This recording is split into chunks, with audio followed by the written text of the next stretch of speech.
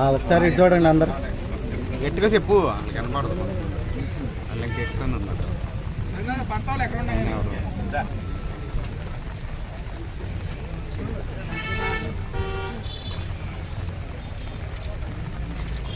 Sir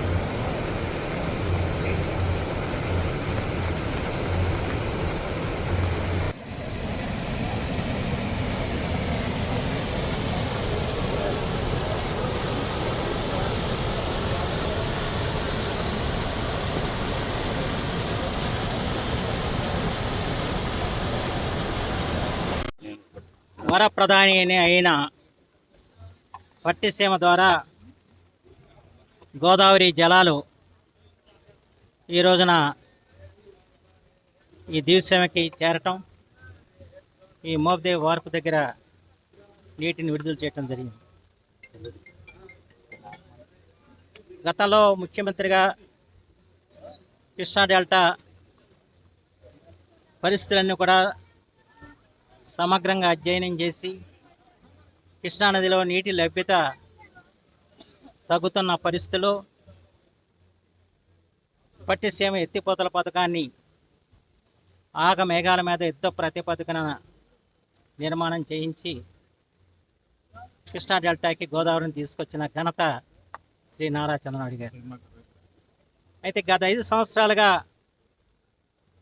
Jaganmohan Reddy ప్రభుత్వం పట్టిసీమని నిర్లక్ష్యం చేయటం, ఆయన ప్రతిపక్షంలో ఉన్నప్పుడు పట్టిసీమ వట్టిసీమ అని చెప్పారు. ఆ పట్టిసీమే ఈ రోజున కృష్ణా డెల్టాకి గతి అయిందన్న విషయం మనం గుర్తుంచుకోవాల్సిన అవసరం ఉంది. ఈ 5 సంవత్సరాలుగా పట్టిసీమ మోటార్లను వాడకపోవడంతో అవన్నీ కూడా తుప్పట్టిపోయిన పరిస్థితి, పనిచేయని పరిస్థితులు ఉన్నాయి.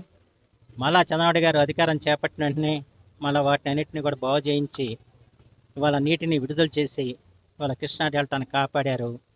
కృష్ణా డెల్టాకి ఆయన ఒక రక్షకుడుగా నిలిచారంటంలో ఎటువంటి సందేహం లేదు. ఈ కృష్ణా డెల్టాలో చిట్ట చివరి ప్రాంతం అవనిగడ్డ నియోజకవర్గం. ఇక్కడే కృష్ణానది వెళ్ళి సముద్రంలో కలుస్తుంది.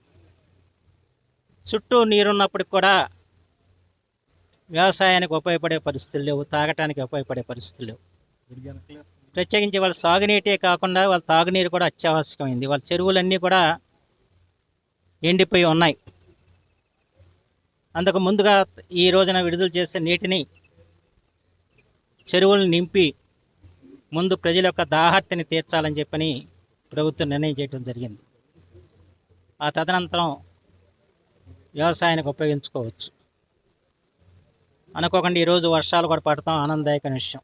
ఇంతకాలం వర్షాలు లేవు. కృష్ణానదిలో ఏ ప్రాజెక్టులో కూడా ఈరోజు నీళ్ళు లేవు. పులిచింతలో లేవు. పులిచింతలో నీళ్ళు నిలవబెట్టిన పరిస్థితి వచ్చింది గత ప్రభుత్వం హయాంలో. దాంతోపాటు ఇరిగేషన్ రంగాన్ని ఇంతగా నిర్లక్ష్యం చేసిన ప్రభుత్వం నేను ఇంతవరకు ఎప్పుడు కూడా చూడలేదు. బ్రిటిష్ కాలం నాటి నుంచి కూడా ఇరిగేషన్కి అత్యధిక ప్రాధాన్యత ఇచ్చేవారు. అలాగే చంద్రబాబు గారి టైంలో ఈ ఇరిగేషన్ రంగానికి ఎంత ఉత్తేజం కల్పించారో, ప్రత్యేకించి సాగునీటి సంఘాల ద్వారా రైతులు ఎక్కడ కూడా బాధపడకుండా వ్యవహారం చేయించారో అందరికీ తెలిసిన విషయమే.